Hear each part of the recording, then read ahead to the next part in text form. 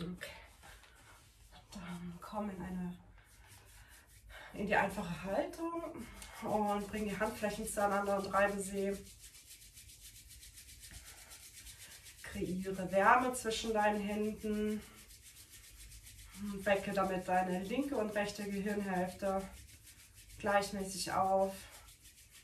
Und bring dann die Hände vor dem Herzen zusammen. Atme lang und tief in den Bauch hinein.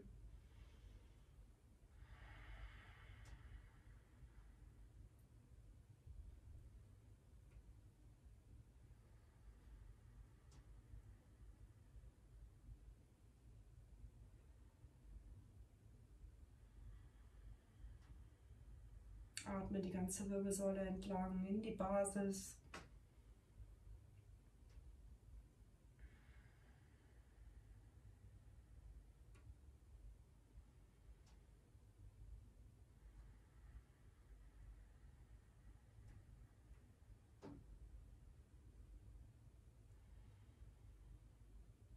Und dann atme tief ein und aus und einfach Om Namo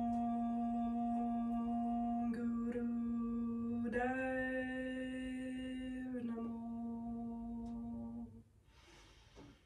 Om Namo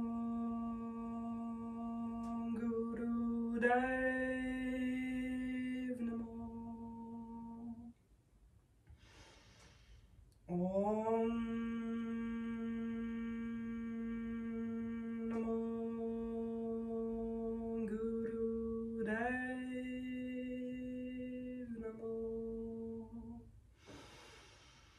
Adgure Namah, Jugadgure Namah, Sadgure Namah, Sri Guru Deve Namah. Adgure Namah, Jugadgure Namah, Sadgure Namah, Sri Guru Deve Namah. Adgure Namah, Jugadgure Namah, Sadgure Namah, Sri Guru Deve Namah. Atme tief ein, halte den Atem. Spanne Mullband, presse die Handflächen aufeinander, Fokus aufs dritte Auge.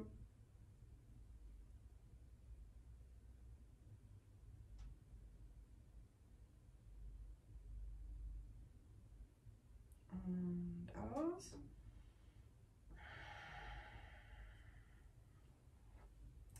So, unsere kleine Einführung für heute. Was gibt's Neues am Himmel? Also,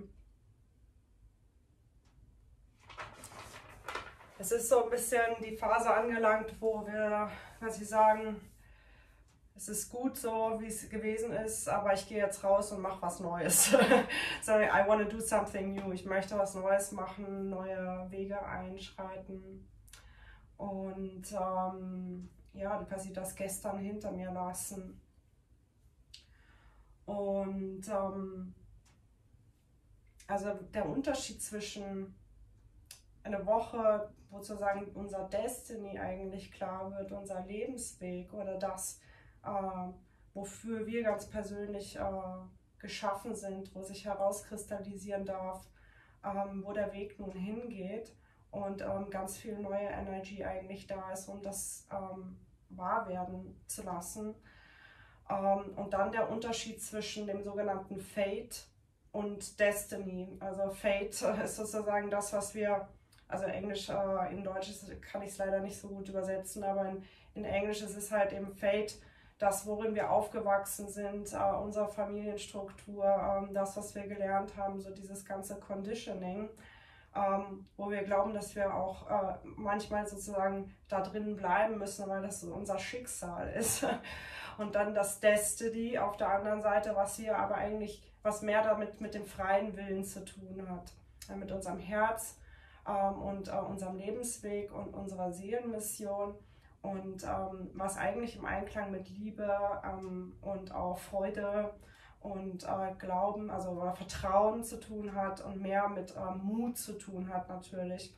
Also quasi unseren Weg, Lebensweg, unseren Destiny zu gehen, hat mehr eigentlich mit dem zu tun, also mit dem freien Willen. Und wir können eigentlich auch, wenn kein wirklich gefühltes Destiny da ist, ein Destiny kreieren, ein Schicksal quasi kreieren. Mit speziellen Meditationen, die dazu da sind, zum Beispiel, wenn man nicht genau weiß, wo da der Weg hingehen soll. Und ja, dann der Unterschied auch zwischen der Familie vielleicht, indem wir so schicksalshaft hier hineingeboren worden sind, und dann aber der Seelenfamilie oder dem Soul Tribe oder dem, dass wir jetzt entscheiden, okay, was ist Familie für mich, was ist dieses, wo ich mich genährt und zu Hause und ja, sozusagen geliebt fühle. Und das Wassermann-Zeitalter hat viel mit dieser Community und Seelenfamilie auch zu tun, also mit diesen Verbindungen. Das heißt, dieser Schritt in das. Und wir haben auch wieder viele Sonneneruptionen. Es wird ein solares Jahr sein, das heißt, dieses Thema Sonneneruption oder erhöhte Energy, erhöhte ja, Kundalini oder erhöhte Frequenz wird uns weiterhin begleiten. ein kollektives Erwachen, ein kollektives Auferstehen. Und ja, also diese Woche ist besonders gut, um langfristige Entscheidungen zu treffen, die eigentlich eben eine Veränderung in unserem Lebensweg herbeiführen, die aber eigentlich positiv für uns sein sollten. Und je mehr wir diese Veränderung sagen wir mal, widerstehen, desto mehr Schmerz empfinden wir eigentlich, ja, den Weg nicht zu gehen, quasi uns selber, quasi unser eigenes Selbst zu betrügen und quasi durch die Resistenz die Angst sich zu verändern oder die Angst der Umstände, wenn du diesen Weg einschreitest, wird mehr Schmerz eigentlich kreieren, als den Weg zu gehen. Also da gibt es ein Sagen, the resistance to evolution is the source of pain. Ja, also der Widerstand der Evolution ist die Quelle des Schmerzes. Das heißt, genau da, wenn viel Schmerz da ist, sich zu fragen, wo sozusagen stehe ich selber an und wo will ich selber vielleicht nicht wachsen oder ja, evolutiv wachsen oder aus meiner Komfortzone herausschreiten, wo es auch eigentlich leichter wäre herauszuschreiten, aber ich bleibe aus sozusagen diesen Lower Frequencies oder der Angst vor Veränderung weiterhin in dieser Situation drin. Und ja, deswegen es ist auch die Fischezeit jetzt eine super Zeit, nochmal in die Reflexion zu gehen, zu meditieren, tiefe Meditation, spirituelle Phase eigentlich, Connection nach oben, sehr offen und sehr astral. Und sich da eben zu fragen, wo ist dieser Weg? Und das ist natürlich kann kein anderer dir sagen, wo dieser Weg liegt, weil das ganz intuitiv bei dir selber, quasi in dir selber erwachsen muss.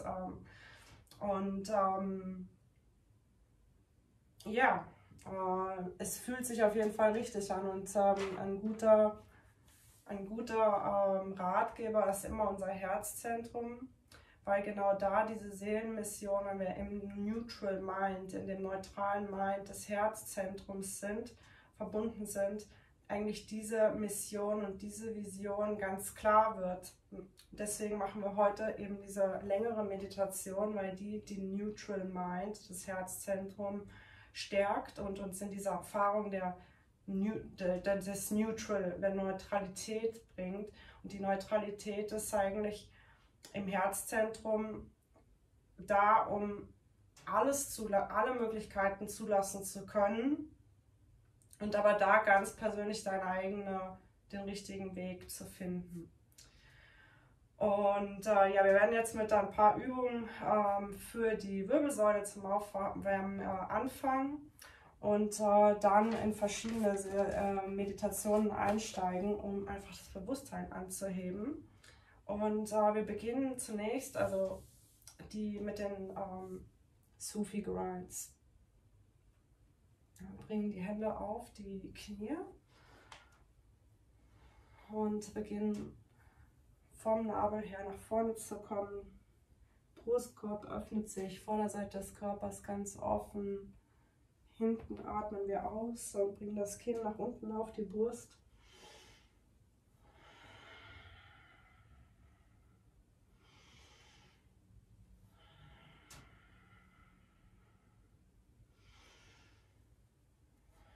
Und schließt die Augen, geh nach innen.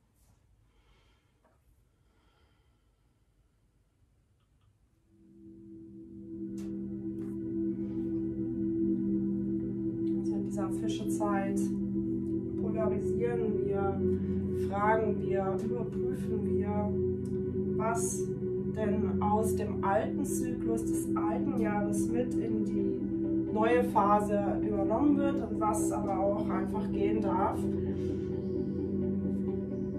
Was sozusagen sinnvoll ist, auch welche Muster sinnvoll sind und welche eher nicht sinnvoll sind.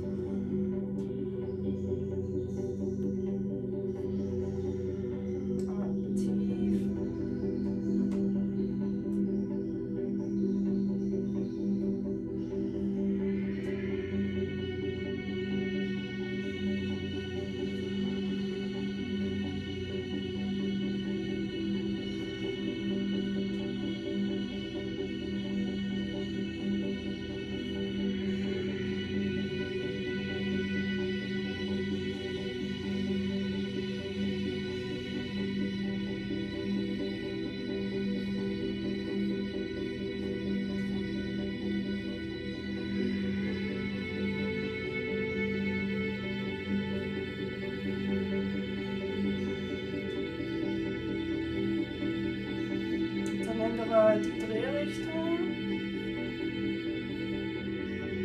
Vorne immer schön öffnen, ganze Vorderfront des Körpers hinten durchbiegen. Atme tief.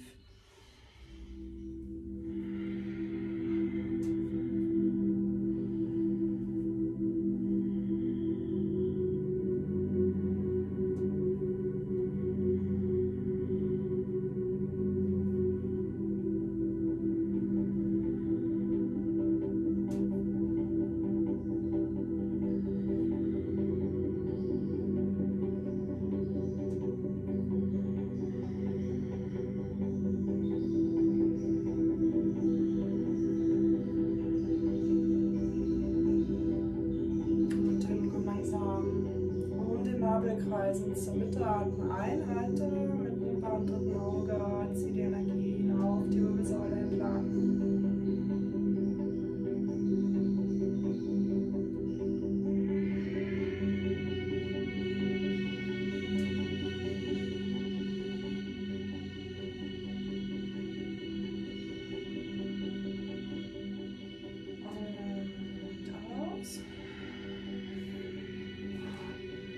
Dann kommen wir zum Kamelritt, die Hände am Fußgelenk und wir atmen ein, bringen den Brustkorb nach vorne, die Schultern zurück, aus und wir drücken uns nach hinten durch. Atme tief, bewege dich. Auch hier von der Aufmerksamkeit wieder vom Nabel. Der Kopf bewegt sich nicht aktiv.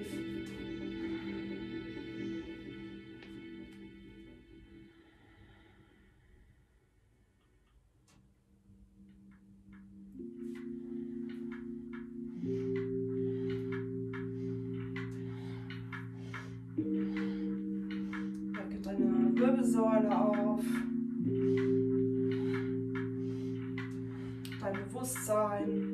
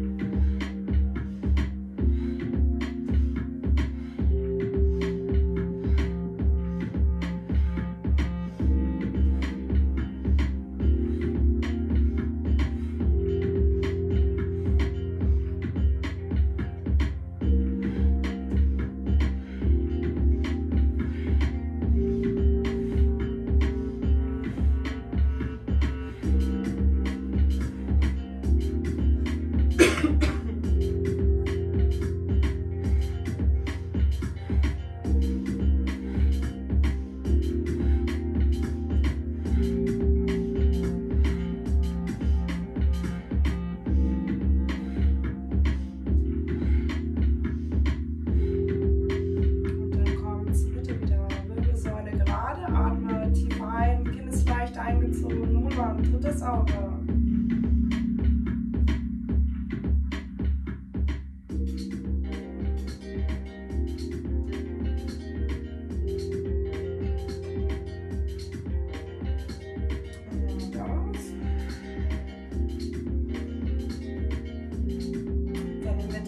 Zu den Seiten, öffnen die Handflächen nach oben, einatmen, ausatmen, überkreuzen vor dem Herzen, öffnen zu den Seiten und dann nach hinten weg. 1, 2, 3, 4.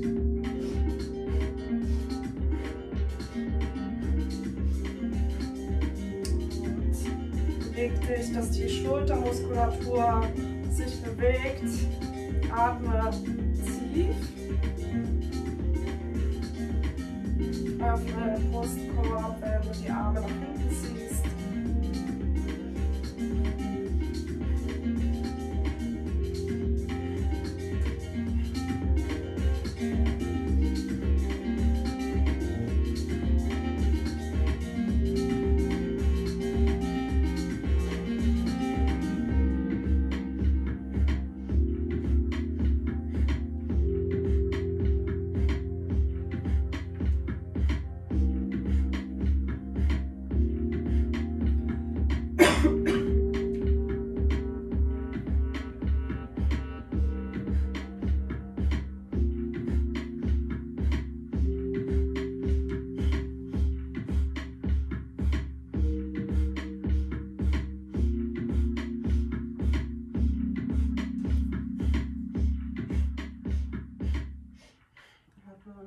Dann tief einhalte den Atem. Hände zeigen nach oben. Über ein drittes Auge.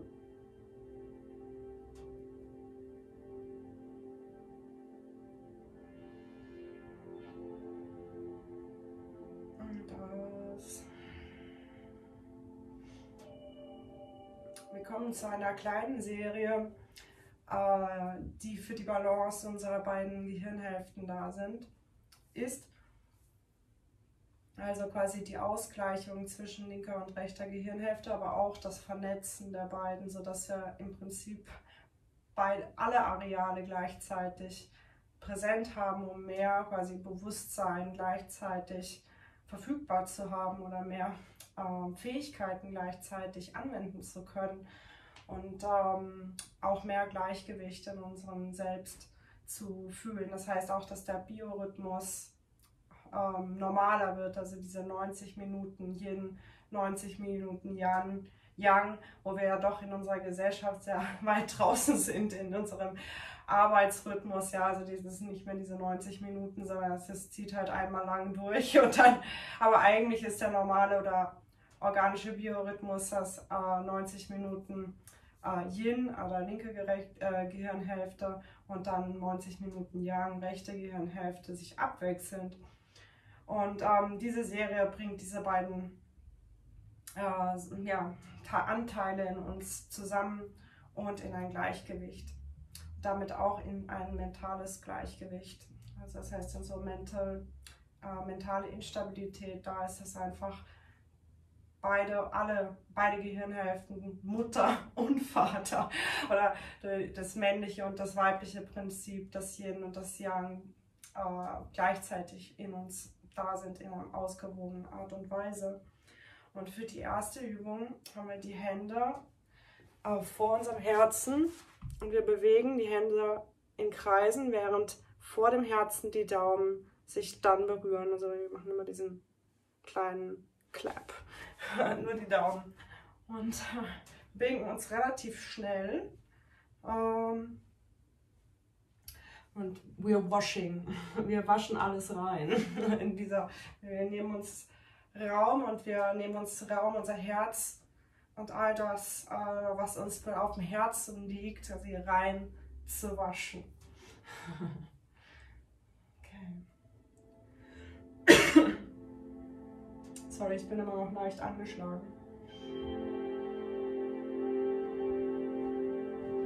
Schließ dann die Augen. Es gibt keine spezielle Atmung. Atme einfach automatisch intuitiv oder lang tief mit dieser Bewegung.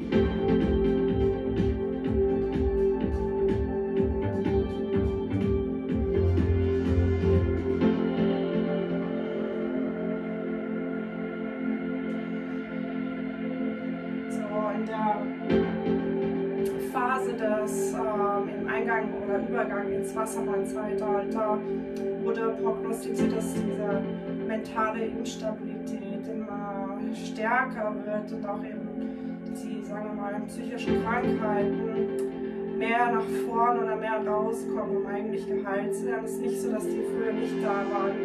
Es ist jetzt mehr wahrzunehmen, wahrnehmbar und auch einfach mehr also quasi da, um geheilt zu werden, um so wirklich in unser höheres Selbst, in unsere Ganzheit zu kommen zu können. Und diese mentale Instabilität wurde quasi schon prognostiziert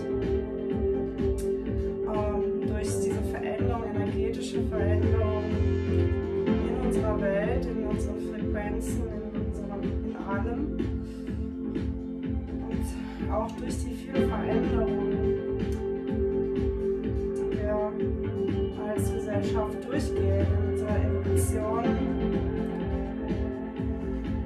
Diese Serie hilft uns, mental stabil bleiben zu können, zu entscheiden, welche Gedanken uns Sinn machen, welche illusionär sind.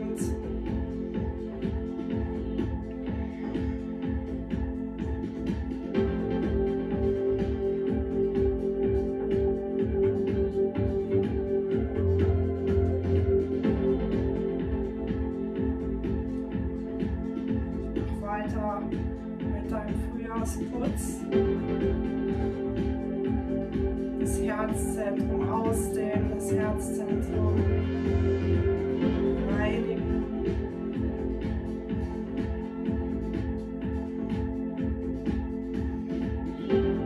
Das ist nicht nur das Herz, auch die Aura.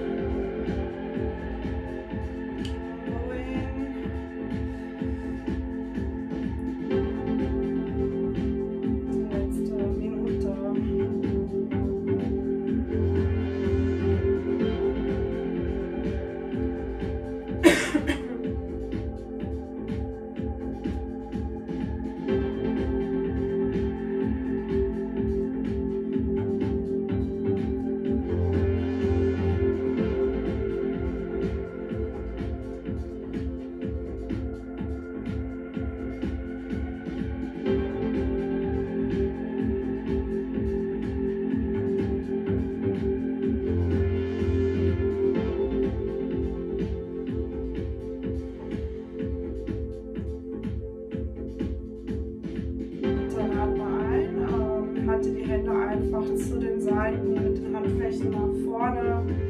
Halte den Atem mit dem dritten Auge. Zieh das Kinn leicht ein. Jalandhara Bandha.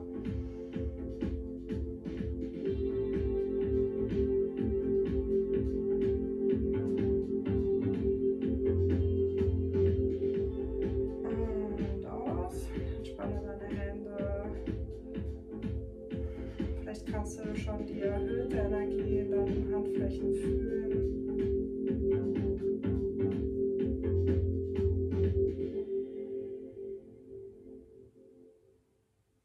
Und dann kommen wir auf dem Rücken zum Liegen.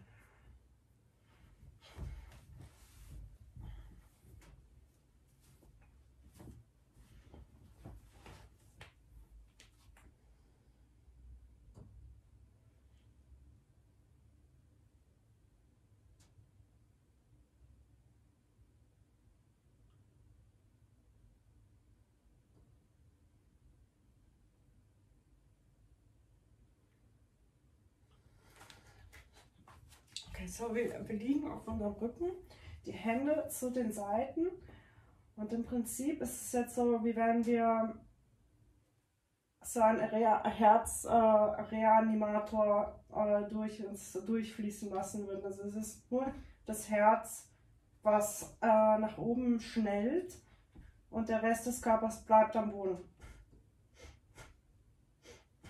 So als wenn wir reanimiert werden würden.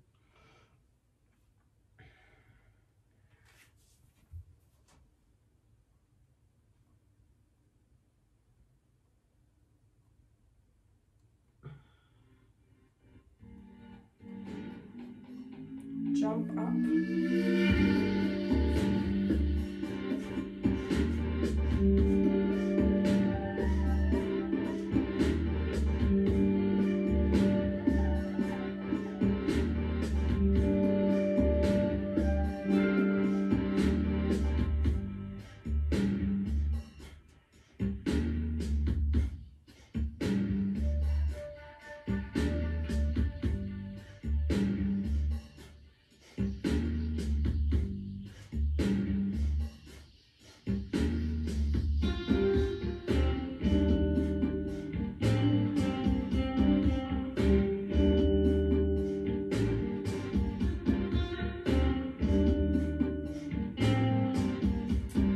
Beweg dich gepaart mit der Atmung, einatmen nach oben, ausatmen, wenn das Herz runterkommt.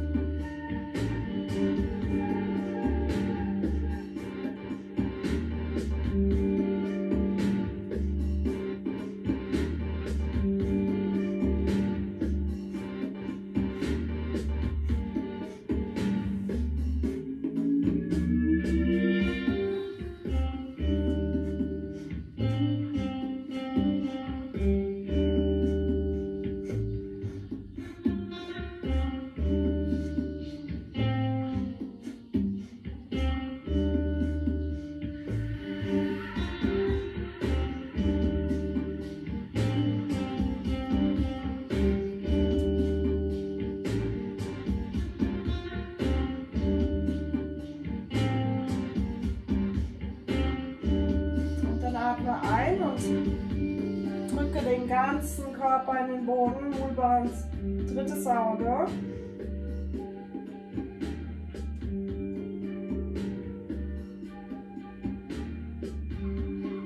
Und aus.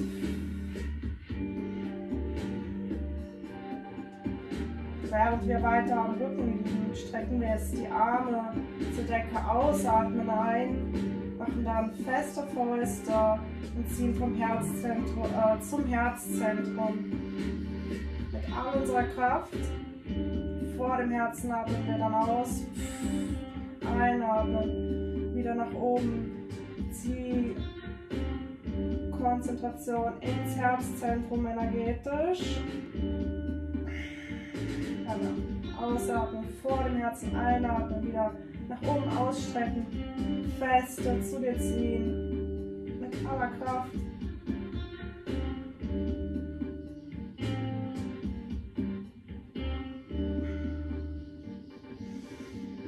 Noch ein paar Mal, keep on going.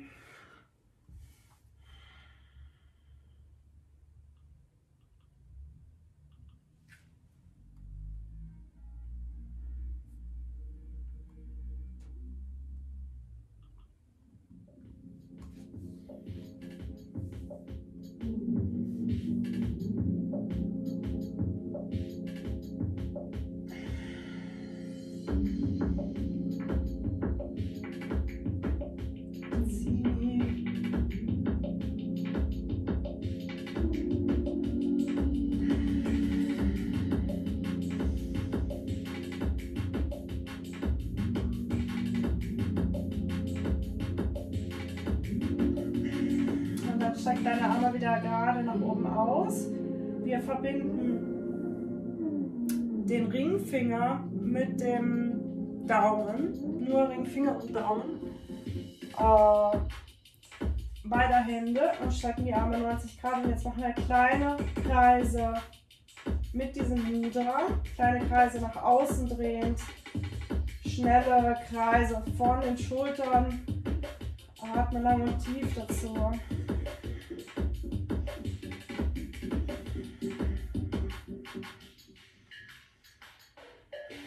Bewegt dich sehr schnell.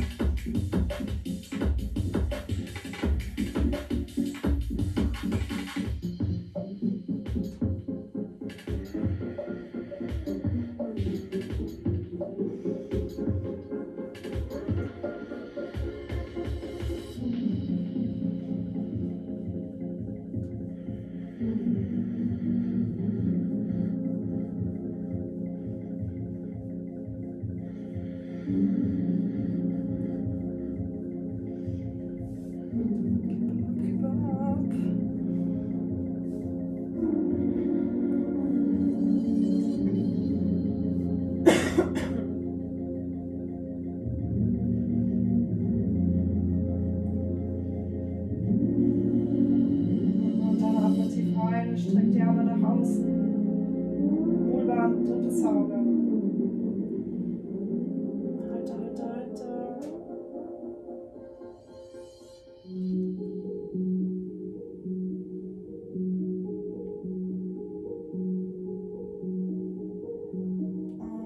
Und atme aus. Spann die Arme.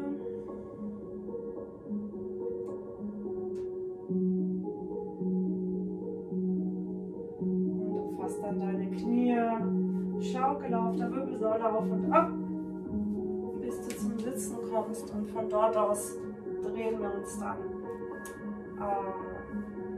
in die entgegengesetzte Richtung, um in die Baby Pose zu kommen.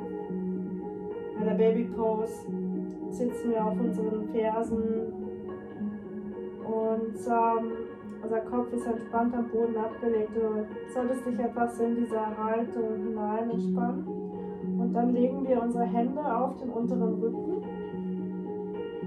Aus dieser Position jetzt heben wir die Arme, soweit es geht, nach oben an. Bewegen dabei den Schultermuskel und dann aus und kleppen so leicht auf den unteren Rücken. Ein nach oben, aus nach unten.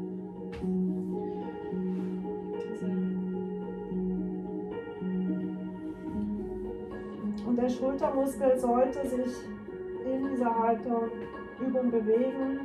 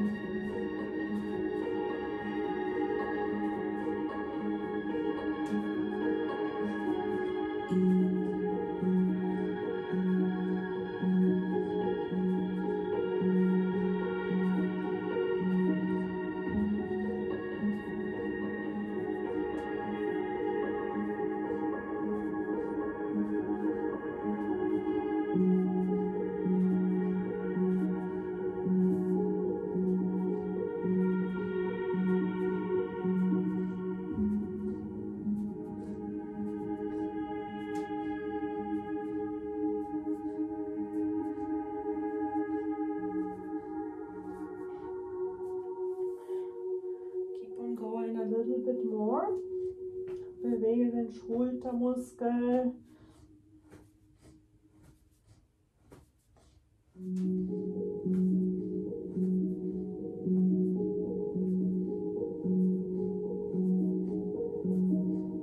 Und dann atme tief rein, bring die Arme nach oben.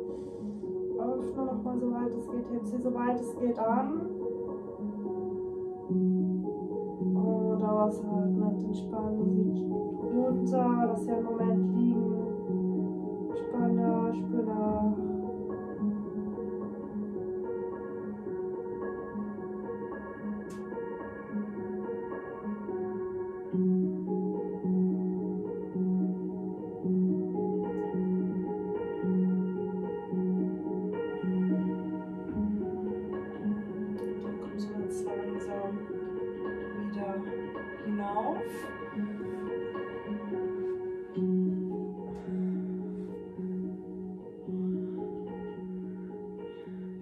Sofort in einer Sekunde wieder da. Ich muss jetzt kurz schneuzen.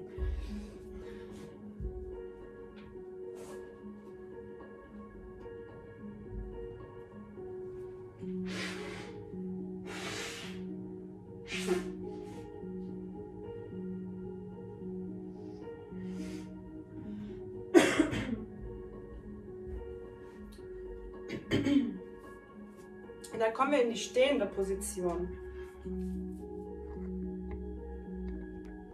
Stehende Position. Wir machen das sogenannte Surya Mudra. Und bei dem ist es so, dass wir Ring und Daumen, Ringfinger und Daumen und die anderen beiden sind über Kreuz. Also Zeigefinger, Mittelfinger überkreuzen und Ring und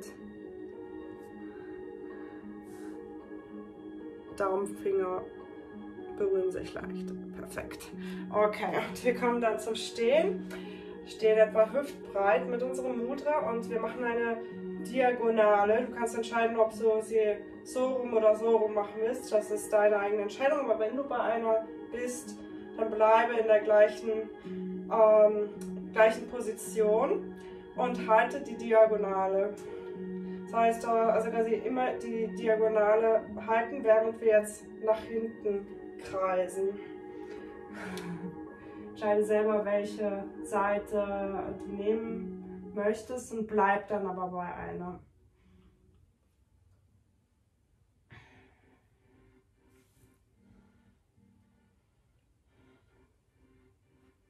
Okay, let's go.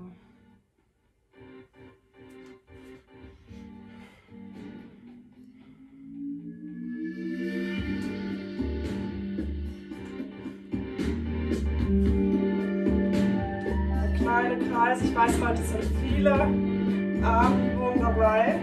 Halte die Diagonale.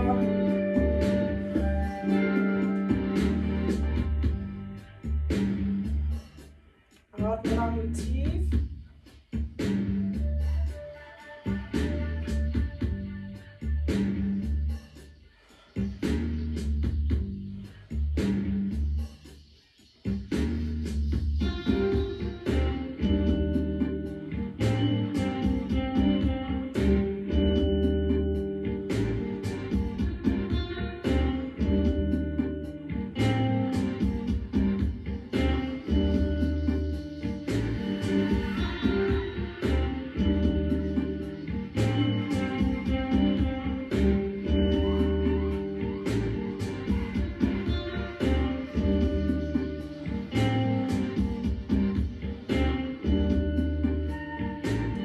Aufmerksamkeit bei der Atmung,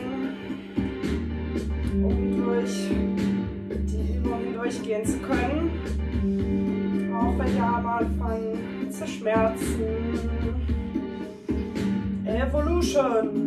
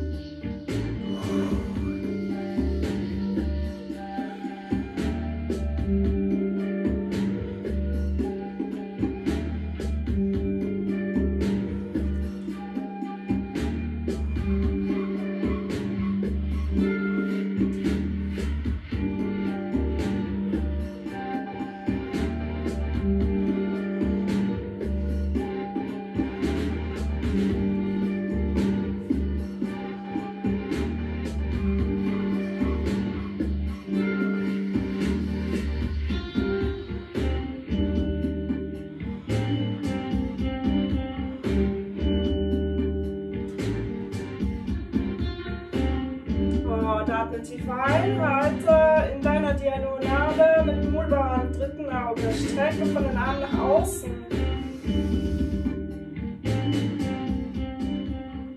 Hohlbein, drittes Auge. Und aus. Und die Arme runter, entspanne, lockere deine Schultern für einen Moment.